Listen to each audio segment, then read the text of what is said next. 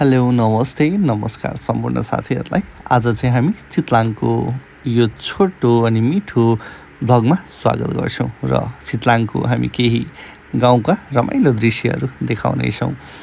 चितलाङको केही बाटोहरू केही कच्ची छन् भने केही पिच पनि छन्, जहाँको यो दृश्य एकदमै मनमोहक अनि रमाइलो छ, जहाँ पुराना अनि नयाँ घरहरूको संरचनाले अझै यसलाई निकै रमाइलो र छुट्टै आवाज आनन्द दिने बनाएको छ। मनमोहक रहेका छन् पुराना घरहरू, पुराना बस्ती छन्, जहाँ चाहिँ निकै रमाइलो छ। वारी घर पारी घर बिचमा सानो सडक रहेको छ, तर सडक सानो भए तापनि निकै सरल छ। यसमा दुःख दुविधा केही छैन। जहाँ केही कच्ची सडकहरू छन् भने केही पक्की सडकहरू छन्। हामी निरन्तर अगाडि बढिरहेका छौँ चितलाङदेखि दामनसम्मको यात्रामा। हामी के कस्ता ठाउँहरू रहेका छन् हजुरहरूलाई देखाउने नै छौँ। आउनुहोस् हामीसँगै अगाडि बढौँ। देख्न सक्छौँ यो रमाइलो रोडहरू छन्, जहाँ चाहिँ हामी अगाडि बढिरहेका छौँ र केही नयाँ घरहरू पनि देख्न सक्छौँ भने केही पुराना घरहरू पनि देख्न सक्छौँ, जसले चाहिँ हाम्रो पुराना घरहरूलाई माटो र ढुङ्गाले बनाइएको छ भने अहिलेका नयाँ भवनहरू भने इँटा र सिमेन्टको बनेको छ। र यहाँको विशेष यहाँ दुवैतर्फ कहीँ काउली देख्न सकिन्छ त कहीँ आलु। कृषिमा आबद्ध रहेको यो ठाउँ, जहाँ आलु र काउली विशेष उत्पादन हुने ठाउँ।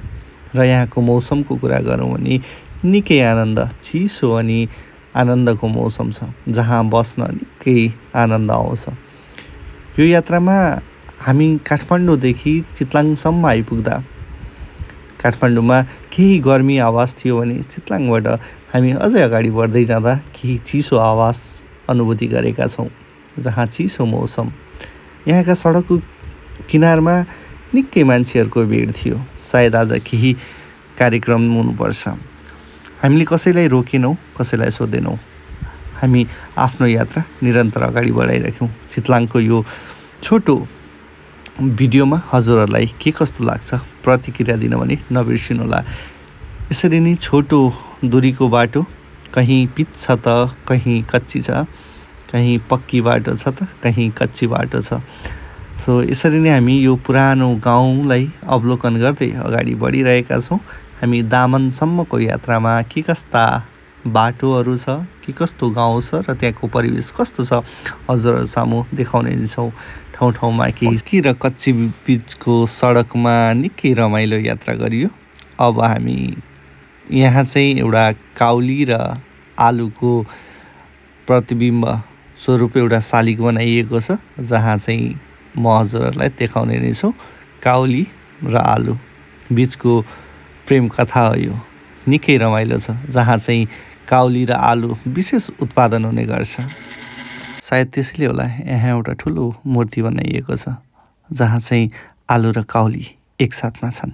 हेरेर के कस्तो लाग्यो प्रतिक्रिया दिनु भने नबिर्सिनुहोला। Thank you.